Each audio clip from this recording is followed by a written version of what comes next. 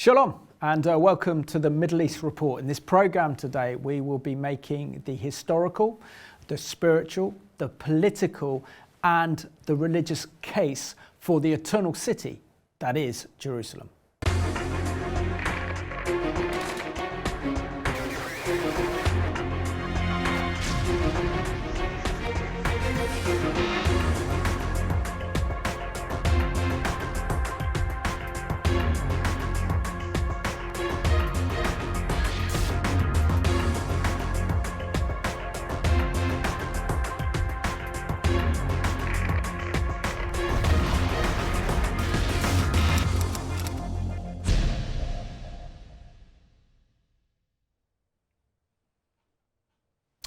Well, welcome to the programme, and we have two very special guests on this programme as we discuss why Jerusalem matters. I'm joined by Peter Bourne, the foreign editor of the weekly Blitz online publication, together with being heavily involved in Southend Friends of Israel, together with Alistair Scott, the UK director for Joseph Storehouse or Vision for Israel. I'll start off with Peter. It's good to see you back on the Middle East Report. Good to see you. Can you just share some of the activities that you've been involved in, maybe some of the articles that you've written, or some of the work you've been doing for Southend Friends of Israel? Yes, indeed. The Southend Friends of Israel is a very small, localised group doing what it exactly it's set out to do. But we've been very active recently in a campaign that we started a couple of years ago when we discovered that both BDS and the Republic of Ireland as a country were trying to criminalise trade with Israel. And we started a campaign. The acronym is Broigus, which perversely is a Jewish word meaning anger or to have an axe against someone. And it stands for Boycott Republic of Ireland Goods and Services. And what started off as just a simple grassroots campaign has gone globally. Coming here today, I had a look at my Facebook page, and there was a message from the Pakistan-Israel Friendship Group. And they said, Peter, we can't find any goods actually over here in Pakistan from the Republic of Ireland, but I assure you, if we do, we're certainly not going to be buying them. So not even selling Guinness in Pakistan? Absolutely not. So we've been concentrating on that and obviously supporting other more well-known pro-Israel organisations such as Mike McCann's IBA and Luke Akehurst We Stand With Israel, and we give them as a group and as individuals as much support as we possibly can. Excellent. Alistair, it's good to have you on the programme. Really appreciate you coming on today. Can you share a little bit more about what you've been doing through Vision for Israel, the new name for Joseph Storehouse? Joseph Storehouse is the British arm of the charity, and Vision for Israel is the Israel and international part. Yeah, we're working, as always, not only reaching out with humanitarian aid in Israel, but also just bringing the truth, just like Peter's saying. There's so much conspiracy theories and denials are going on. It's so important for us, particularly in the church. You know, we are bringing the truth about our Judaic roots and that teaching into the churches that are opening up to us. And obviously making it known with governments too that we stand with Jerusalem as the undividable capital of Israel. So it's challenging, but at this time, particularly with the Israel situation, is in the lead up to Pesach, we are doing a lot of work with the poverty people in and around Israel, helping them with food allowances and so on. So yeah. We are very active, both in Israel. I haven't been able to go back to Israel for the last 2 years because of lockdown, but it's opened up again, so I'm looking forward to getting out there as soon as possible to see the land and walk those streets again, particularly Jerusalem. I love Jerusalem, and I love the Sea of Galilee, all those areas, but Jerusalem is definitely my favorite place in all the earth. I was asked once, which is the favorite place you would go on a holiday? And I said Israel, Jerusalem, and the people were almost, their jaws dropped because they were expecting Spain or South America or something. But and then they asked why, and I said because it's the place that has existed the longest, and it's the promised land, God's chosen place. No, absolutely. Well, I had my honeymoon there, so that was You're not going to disagree. Peter, as of this programme actually goes out on Good Friday, but it's also the first day of Pesach or Passover. So this program has even more significance as we're discussing the importance of Jerusalem, because we know that in ancient Israel, the Jewish people had to go up to the temple to worship God during the Passover feast. And we know that from our own scriptures in the Gospels, and then going back into the Old Testament as well. But as a Jewish person, and we know that Jerusalem is the eternal capital of God, it's also the capital of the modern state of Israel. But as a Jewish person, what does Jerusalem mean to you? So we are currently in the year 5782 of the Jewish calendar.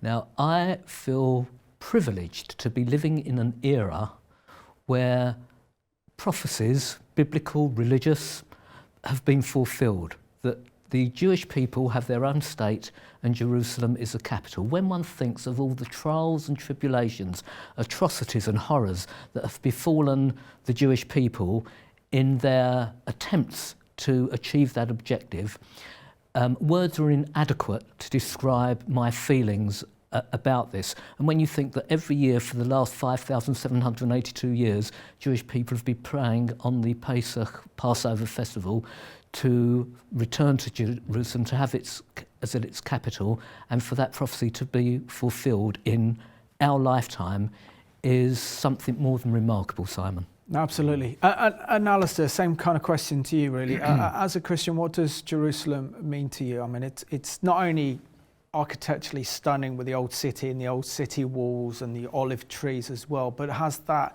history attached to over 3,000 years of history. It is the centre for our Judeo-Christian heritage, and I'd actually go to far to say that this is the epicentre of Western civilization. Without a doubt, I would totally agree with you, particularly on all of that. And it is the epicenter, as we see, for such a small piece of land and so much publicity or so much media attention goes on that land. And yes, it is the center of our Judeo-Christian roots. It's where we believe everything happened with Yeshua, and of course before that Abraham and so on. So yeah, it's the most important part of the world, and it's a beautiful place to be in. And despite the media trying to make it out to be a very dangerous place to walk the streets, it's probably, I don't think I've ever felt safer walking the streets at night in any other part of the world than in Jerusalem. I guess it's the presence of God, and I'm so thankful that we have the opportunity to go there, visit regularly, and support them and stand with the government decisions that they have to make, and stand with our friends in the Knesset, and amongst those Messianic believers too. So it's a very important place for me to enjoy, but also for us to remind other people of the roots. It's 5,782 as we hear, and 3,000 plus years since Jerusalem was in existence as a capital, and we must continue to campaign for that. Absolutely.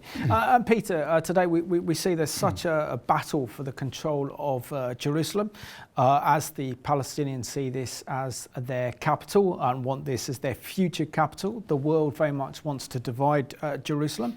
And really, when it comes to kind of major news stories, that Jerusalem is almost the centre of our world news, not currently because of Ukraine, but on the whole gets far more coverage than any other city in the world. Why do you think there is such a spiritual and political battle for who controls Jerusalem? Not only that spiritual and political, but it's remarkable to me when we try and debate the religious aspects of this, what your viewers may be aware of, but if they're not, I'd like to reiterate this. In the Old Testament, Jerusalem is mentioned some 700 times. In the New Testament, I think something like 200 times, maybe 250, something like that. So that signifies the importance to Judaism and Christianity. In the Quran, this may be remarkable to your viewers, Jerusalem is never, ever mentioned. Not once. So for the Palestinians to successfully claim, as they have done, that Jerusalem is important to them from a religious aspect is a lie. I can't put it more bluntly than that. It's a lie.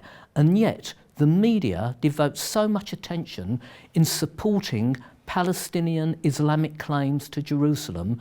It's remarkable to me, and that's why coming on a programme like this and having Alistair as a friend and colleague to support the Judeo-Christian claims to Jerusalem, whilst at the same time telling the truth about the nonsensical claims that the Palestinian have from an Islamic perspective is so important. We must get that message continuously across, not only in programs like this, but to the wider media as well. Absolutely. So let's have a look at our first news item, which is an excellent report put together by Gordon Robertson that looks into the claim, who does Jerusalem belong to? Behind me is one of the most controversial pieces of real estate in the world. The Temple Mount is the holiest site in Judaism and the third holiest in Islam.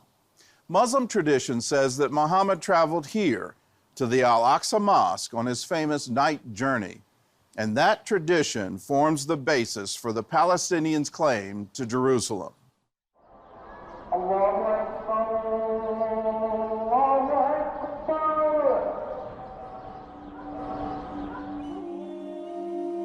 Arabs claim Jerusalem as the Islamic city of Al-Quds. But there's no record that the Prophet Muhammad had ever been there, and even his armies didn't arrive there until 5 years after his death. The city of Jerusalem isn't mentioned even once in the Quran, while the Hebrew Bible mentions it more than 600 times.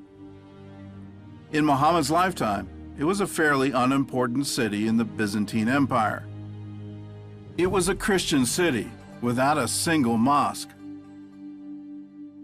When the Muslims conquered Jerusalem, they chose to build their mosques on the Jewish Temple Mount, believing it to be a holy site. There they built the Dome of the Rock and the Al-Aqsa, whose name was copied from the story of the night journey in the Quran. Several Muslim scholars place the construction of the mosque around 690, while Muhammad died in 632. So how could Muhammad's famous night journey have taken him to a mosque in Jerusalem that wouldn't be built until after his death? The Quran doesn't mention Jerusalem, but says that Muhammad's dream flight took him to Al-Aqsa, which means the farthest place. Early Islamic scholars interpreted that to mean a heavenly place, or the courtyard of Allah. That all changed as Islam evolved into a political force. During the Crusades, the Muslim general Saladin changed Islamic tradition to strengthen the Muslim claim to Jerusalem. He stated that Muhammad's flight took him not to heaven, but to the Al-Aqsa Mosque in Jerusalem. And today, the Jewish Temple Mount is also the third holiest site in Islam, second only to the Arabian cities of Mecca and Medina.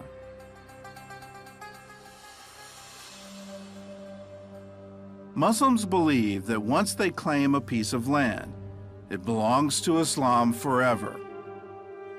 Still, at the beginning of the 20th century, Islamic leaders acknowledged the Temple Mount's Jewish history. In 1924, Jerusalem's Supreme Islamic Council published this tourist pamphlet on the Temple Mount. It says the site's identity with the site of Solomon's temple is beyond dispute. This, too, is the spot, according to the universal belief, on which David built there an altar unto the Lord. The pamphlet also describes the underground chamber the Crusaders called Solomon's Stables. It dates probably as far back as the construction of Solomon's Temple. In 1927, a strong earthquake damaged the mosque, and during renovations, archaeologists analyzed the structure. They found beams made from cedar of Lebanon and Cyprus, dating as far back as the 9th century BC, around the time of King Solomon, who had used those very materials to build the first Jewish temple.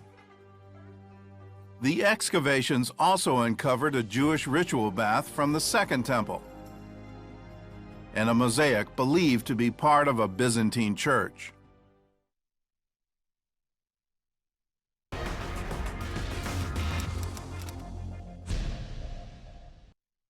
And that really does put everything into his historical perspective. There was a Jewish temple, the first and the second temple, as we showed there from that video produced excellently by Gordon Robertson, explaining who Jerusalem belongs to. Alistair, you mentioned the fact that Jerusalem is nearly 3,000 years old, as being the Jewish capital for over 3,000 years. We certainly know that Israel a few years ago celebrated the 3,000th anniversary of Jerusalem as the capital of the Jewish people. And we know that David captured the city and made it the capital of his kingdom, which was Israel. But also we see the constructions we saw in that excellent news report about the construction of the first and the second temples. Share with us really, which is so important, the biblical and the Jewish connection between Jerusalem and the Jewish people, because it goes back historically and also spiritually as well, as we look through the Old Testament and also the New Testament as well, of course. Well, of course, going back into Genesis, it's where Abraham was instructed to walk by God, and his finishing point was Mount Moriah, where he was asked to sacrifice his son, and it's Jerusalem. It's where the Temple Mount is situated too. So that's the importance. It dates back thousands of years, not even a few hundred years or decades or whatever. And the truth is, even if you read, it's the challenge for us as believers in Yeshua is to actually confront our governments and remind them what the prophets write about those nations that try to divide Jerusalem. You are not looking for a good future if you come against the word of God. I mean, Zechariah chapter 12 is so clear on that. So we need to respect, and my prayers, I thank God for Donald Trump and his step into moving the embassy into Jerusalem. Now, I mean, the thing is, about a capital city in any nation is where the government is based. Absolutely. And no matter what people think about Jerusalem and the history of, whether you're pro-Palestinian or whatever it is, the government of Israel is situated, the Knesset is in Jerusalem. So you have to acknowledge that as being the capital. I mean, I was born, funnily enough, in Pakistan many years ago, and I was kind of not even a teenager when Karachi was the main town where I was born, and that's where all the Brits and Europeans were based. But they built Islamabad in the early 60s, and I can remember it. And suddenly that became, because the government was situated that became the capital, because that's where the government was. And unless Israel decides to move its Knesset into Tel Aviv, we have to, even according to legal standing, we have to accept that Jerusalem is the capital of Israel, and more importantly, it has been for 3,000 plus years. So yeah, that's my challenge as an individual, as a believer, as a lover of Israel, who stands with my brothers like Peter in Israel, is to challenge our MPs and our leaders in the government. Let's move our embassy to the capital. Absolutely, but so we're not time to conclude the program yet, because that is the central theme of our program, really, that Christians and Jewish people need to unite to put pressure on the British government to move the embassy, considering that we're in the golden era of relations. Yes. As of recording this program, it's the first evening of Pesach, Passover, Peter, and there was that famous prayer next year in Jerusalem, and it's been generations and generations. I don't know how many Jewish generations there has been since the Jewish people were exiled with the destruction of the Second Temple in AD 70 by the Romans, and that great longing to return. But can you share with us that longing over 2 millennia to return to the sacred city, to the eternal city that is Jerusalem, or in Hebrew, Yerushalayim? As I said before, Simon, words are simply inadequate, because the feeling a Jewish person has at the Passover ceremony and at this time of year to actually repeat the prayers of our forefathers from generations, from time immemorial, to get to the stage where we are now, and to see that prophecy actually fulfilled in our lifetime, it's more than a privilege. It's something so remarkable and so wondrous that one can only look to above and say, the prophecy has been fulfilled, and our hope and desire is that it will never again go back to the days when Jerusalem is out of the, let's say, control of the Jewish people. Absolutely. And Alistair, I mean, really following on from what Peter said, it's only really been in the last few generations that we have seen the restoration of Jerusalem. Firstly, with Israel's War of Independence, which Israel fought from the 14th of May 1948 when the State of Israel was declared. But once that war was over, Jerusalem was still divided between East and West Jerusalem. Of course, West Jerusalem being in control of the Israeli government, and then East Jerusalem being controlled by the Hashemites, the Kingdom of Jordan. And of course, then we saw the incredible events of June 1967, the Six-Day War, when the Old City and East Jerusalem once again fell into the hands of Israel and under Israeli sovereignty. So when we look back at that, doesn't this really show that Israelis have sovereignty over their eternal city, Jerusalem? Because Israel was virtually going to be attacked in that war in 1967. And even that was such a miracle of a result, you know, because when you've got all the hugely populated nations that surround Israel, this little pinprick of a piece of land, coming together against a small army, but a determined army with God on their side, the miracle happened. And yeah, it's only in our generation, us who are slightly older than you, that we actually saw this event happen. And I mean, I was only a teenager when in '67, but I can remember being so excited about the news and without actually understanding everything about Judaism and so on. But it was a miracle. And it remains a miracle, and I believe that's why we're seeing so many things being revealed in our time. Like Peter said, we are living in the most exciting era of life because we're seeing the prophetic word being fulfilled in our generation. And you know, so what could be better than that? But yeah, we've got to be so aware that even in the midst of the proof and the way the Lord reveals things, when people are denying and people are attacking and people are questioning, God brings up something else which astounds the world, and they have to find another way of trying to find a reason for not accepting Jerusalem for what it is. So yeah, it's a tremendous time to be alive, and yeah, we are challenged to keep going and standing with the truth. Yeah, and Peter, I think it was 1982 that the then Israeli Prime Minister, the great Begin, introduced legislation into the Israeli Knesset to extend Israeli sovereignty over Jerusalem. Can you make the legal case for Israel's sovereignty over their eternal city, Jerusalem? Yes, indeed. And many of your viewers and the world at large lacks knowledge about what the legal situation is. And this, hopefully, I will be able to explain that in quite simple terms. The legal situation is simply this, Simon. The League of Nations mandate for Palestine, dated 1922-23, and endorsed by every member, by the 52 members of the League of Nations, other than Turkey, which did not vote because basically this was the fall of the Ottoman Empire. So 51 out of 52 nations voted for a mandate for Palestine, which included what we now call the West Bank, but what I call Judea and Samaria. We do as well. And Gaza. And Great Britain was given the mandate to oversee that, along with other territories. So Lebanon, Syria, Transjordan, now called Jordan, and Mesopotamia, now Iraq, were also part of those very same League of Nations mandates.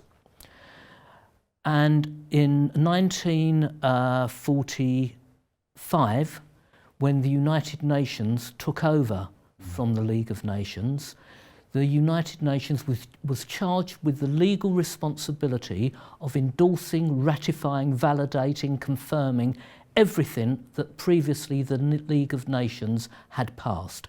So various articles in the United Nations actually brought forward everything that the League of Nations had passed previously, specifically Article 80. And this meant that in 1945, again, the sovereign territory of Israel still included Gaza and Judea and Samaria. When Israel was legally established in 47-48 and the Arab nations attacked Israel, as we know, Jordan had control of Jerusalem, which was then won back in 1967. So legally, Jerusalem plus Gaza plus Judea and Samaria still legally forms part of Israel's sovereign territory. And there's something else that's very important here, Simon, and there are two internationally legally binding principles. One is called acquired rights and the other is called estoppel. And basically they mean this. Acquired rights means simply this. Once a nation has received the rights to its sovereign territory, nothing can take those rights away from it. So Israel, being granted sovereignty over the geographical area that I've spoken about, cannot have that taken away from it. And what estoppel means is that those nations and those organisations such as the League of Nations and United Nations, which voted in favour of giving the sovereign territory to that Jewish state of Israel, cannot at any stage say, no, I'm sorry, we made a mistake and we're going to take those rights back. So legally, to this day, the sovereign territory of Israel includes both Gaza, which Israel we know has given up for political reasons, but it still legally is within Israel's sovereign territory, and Judea and Samaria, which, as we know, there's broken up into various areas A, B and C, but legally is still within Israel's sovereign territory. And may I add one other thing, because this will put a spanner in the works. Great Britain duplicitously added an article within the original League of Nations mandate in 1922 without the support of any other of the members of the League of Nations. It was basically Article 25, which effectively took away 70% of the territory originally assigned to Israel within the League of Nations mandate. And that 70% became what is now known as Jordan. Now, I know we're not going to get to that stage where Israel starts fighting that on a legal basis, but if Great Britain had not unilaterally and without approval and consent imposed that article to effectively cut away 70% of Israel's sovereign territory, Israel legally should that part of Israel, which is now, that part of Jordan, which is now Israel, should actually form part of Israel's sovereign territory. No, and it's incredible to think that Winston Churchill did that as the colonial secretary on the advice of the Arabist within the Foreign Office, Lawrence of Arabia. T. Lawrence. T. Lawrence. So extraordinary times, and maybe that was one of the biggest mistakes he made as in his political career. Of course, also the other one in the First World War as well in Turkey. But coming on from what Peter has said about the British mandate and the mandate and the legal rights given to the newly to be established State of Israel by the League of Nations. But sadly, we see with the international community not recognising that, the UN not recognising that, it's quite a legal battle, isn't it, to put Israel's perspective. And it's only recently that Israel has become aware of this through Sam Remo and the work of Thomas Sandow at ECI as well, that I know you're very much involved in. Yes, and funnily enough, you know, we had the San Remo conference get together at the 90th year, and so we were there and we were reminding people and ourselves and the press of that, just what we've been hearing Peter speaking about, at that time when our government was led by believers who understood the Old Testament and realized it's that piece of land. And remember, you know, even when we talk about the larger land, the land belongs to God. Man's tried to control it, but it's still his. And I'm looking for this miracle where Peter's just been talking about, where this land is going to extend again, because God's not going to leave it as it is. But coming back to the San Remo Agreement, we had a foreign minister, a prime minister, home secretary who were strong believers, understood the Old Testament, understood the land was given for the Jewish people, the Israelites, and wanted to see it restored. But interesting when you look at history, because a couple of years later, that government was removed, and a new liberal government came in and totally reneged on what had been planned to be done, which also led to the kind of division of the land to appease the Arab nations after the Second World War.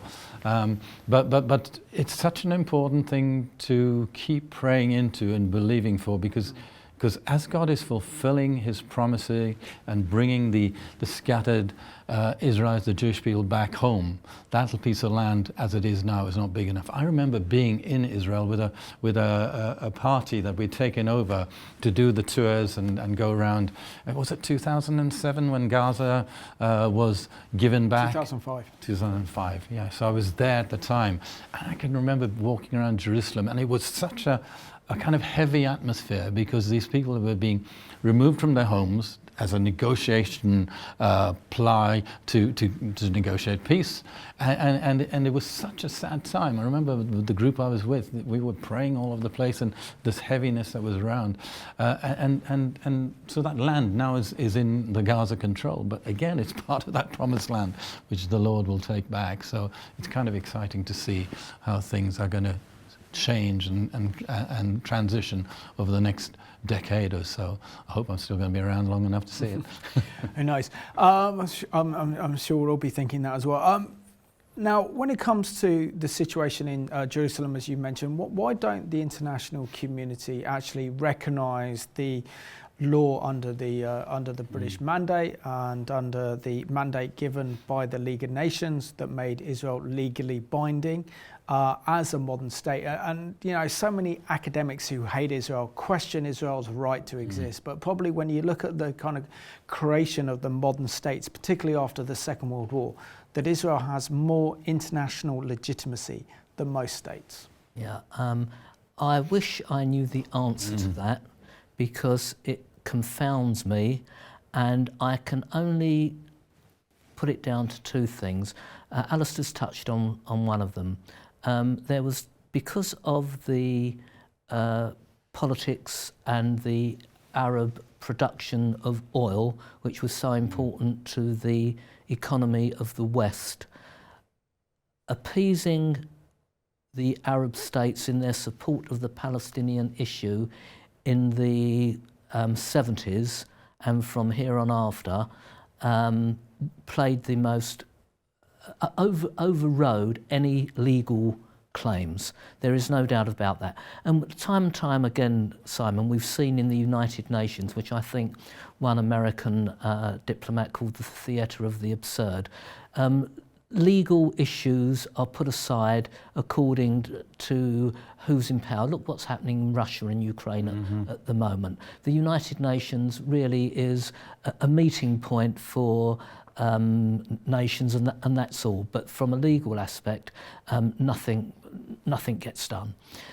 In terms of the support the Palestinians get, I put this from the Western society, let's say, I just put this down to good old, plain old-fashioned anti-Semitism.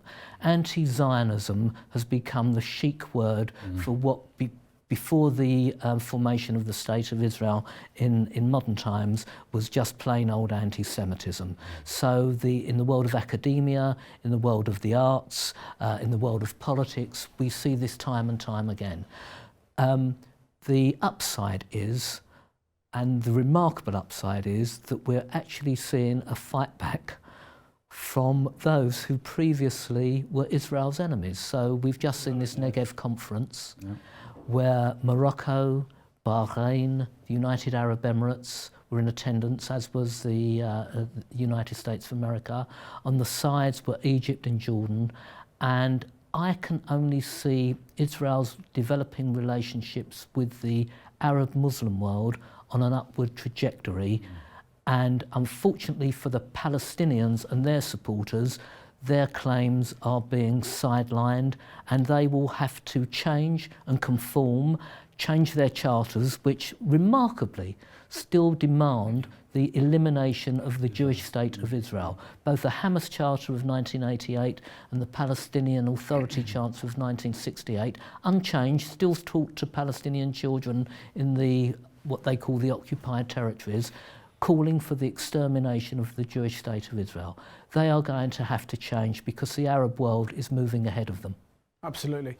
Also, when we're talking about implementing the San Remo conference and the Paris Peace Conference regarding Israel's international legitimacy as a modern state and Jerusalem as a capital. I know that the former Republican presidential candidate and Congresswoman Michelle Bachmann was working very closely then with Bill Koenig to push President Trump at the time to get that recognised under international law would have changed the whole dynamics, because he was not aware of it. So there was a team working to ensure that America backed this, but with Trump no longer in power, that was put off the agenda. But what would that have meant if the world superpower had recognised all the legality that went before the modern state of Israel and the League of Nations giving Israel her international legitimacy as a state and Jerusalem as a capital? That's the problem, as Peter's been talking about. So many leaders of nations and people, particularly people, don't understand legality and don't understand the law. And unfortunately, you know, there's the old saying, if you tell a lie enough times, it becomes a truth in the mind of believers. And even worse than that, it's got into our education system. So the whole education system is teaching a lie to be a truth. And if you hear it long enough, you start to believe it. Because now if you go into our universities and speak to them and ask them about things to do with Israel, they will speak out things they've been taught which are not truth. I mean, as Peter's been telling us, that's the challenge, isn't it? We are accepting our younger people, who are the future leaders of our nations and leaders of the world, to believe a lie to be a truth.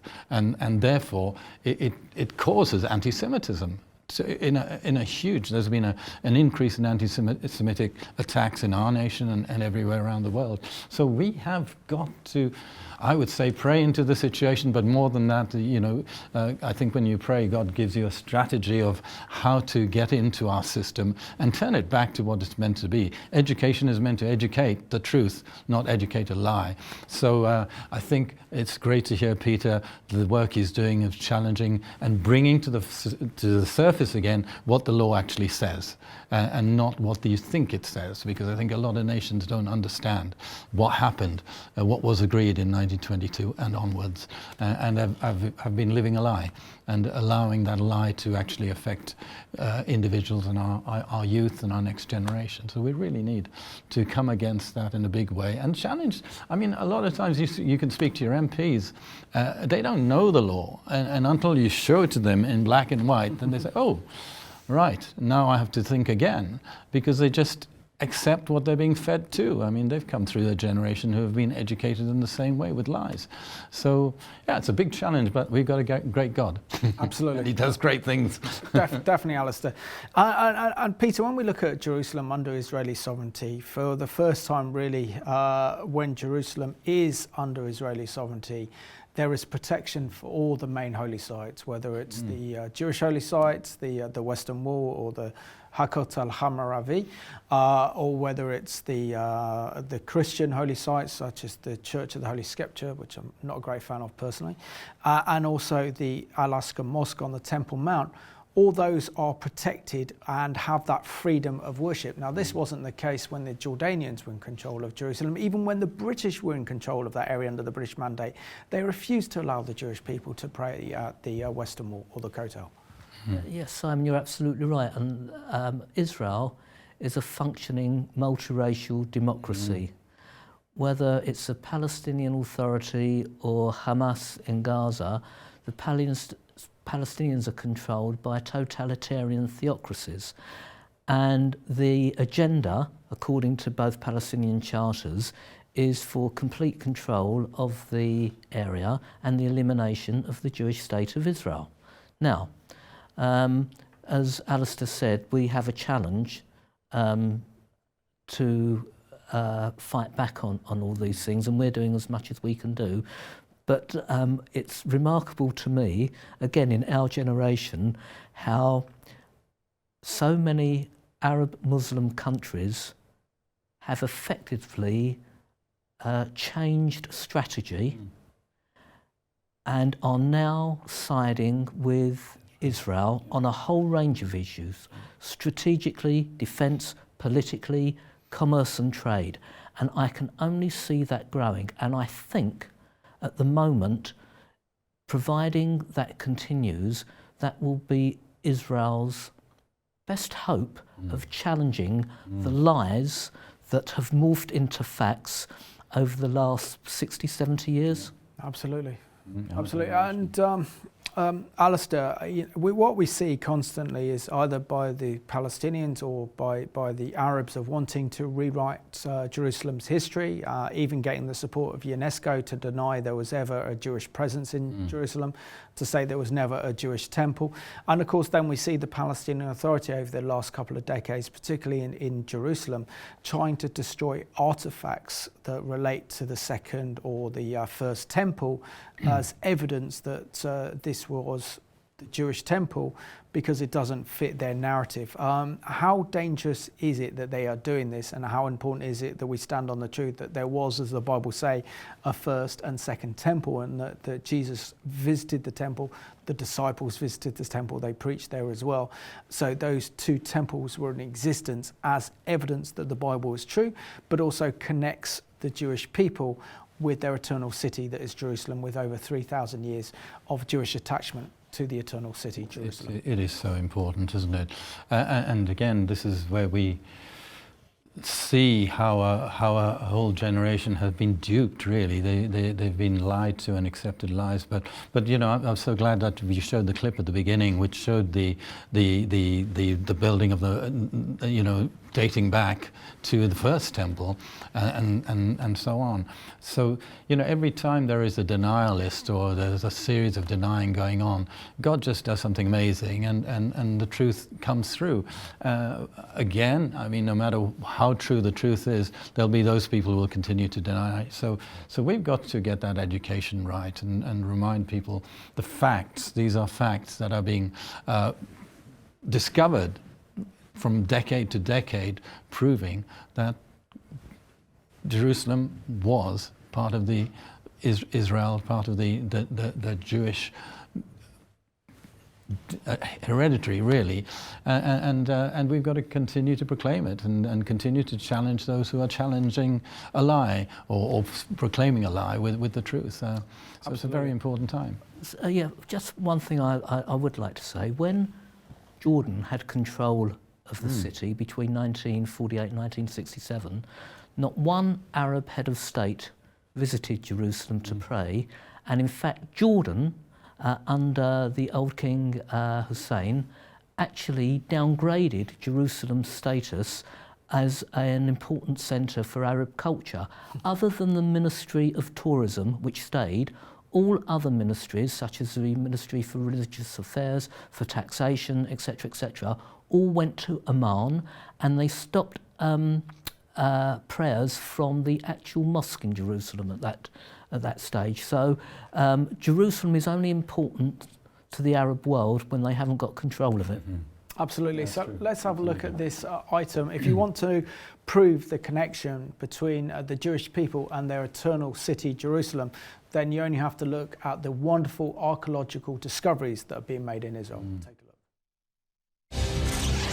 Archaeologists excavating in Jerusalem have uncovered part of the ancient city wall from almost 3,000 years ago. The timing also came just days before the Jewish fast, marking the destruction of both the first and second Jewish temples. CBN Middle East correspondent Julie Stahl shows us why that's a key part of the discovery. Finding this part of the wall in the City of David archaeological site provides a key to understanding the First Temple era of ancient Jerusalem. In the 60s, famous British archaeologist Kathleen Kenyon, just a few meters north of here, uncovered 30-meter section of the same wall, Then she claimed already this is the wall of Jerusalem during the time period. Then, according to Dr. Vukosavovich, about a decade later, Israeli archaeologist Yigal Shiloh found another section further south, but a piece of the puzzle remained missing. For a number of years, we attempted to find additional sections of this wall, and we couldn't. So much so that we started doubting the existence of this wall. That brings us to this discovery of 2 more sections, which clears up the mystery. So now we can conclusively say that yes, the city of David at least had one massive wall that surrounded the city of David. The wall behind me would have protected the ancient city of Jerusalem for about 200 years, from the 8th century BC until about 587 BC. In 600 BC, the Babylonians besieged the city, which is described in the book of 2 Kings. The Bible says Nebuzaradan came to Jerusalem. He set fire to the temple of the Lord, the royal palace, and all the houses of Jerusalem. Every important building he burned down. The whole Babylonian army under the commander of the imperial guard broke down the walls around Jerusalem. Archaeologists found evidence of that burning just inside the wall. This part apparently wasn't destroyed, possibly because of the steep hill below it. In addition to the wall, archaeologists found artifacts indicating what life was like in the kingdom of Judah in those days. And we found right here where I stand a bulla of a person called Tzafan, which is abbreviation of Tzefania, which we find in the Bible as well. Just a few centimeters away, and we found a Babylonian stamp seal. The jar handles were stamped with rosettes and circles and with Lamelech, belonging to the king. You find a really beautiful wall in so many ways. You touch something, or you walk on something, or you lean against something that you know somebody did the same thing 2,600 years ago. So it's emotional. For now, the excavation continues as archaeologists try to understand how the nearby Gihon Spring and other sites fit together. Julie Stahl, CBN News, the City of David, Jerusalem.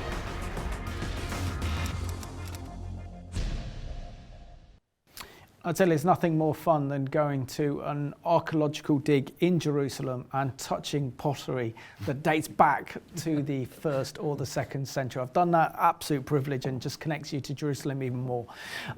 Peter, just seeing that kind of video there, I mean, the evidence is undeniable.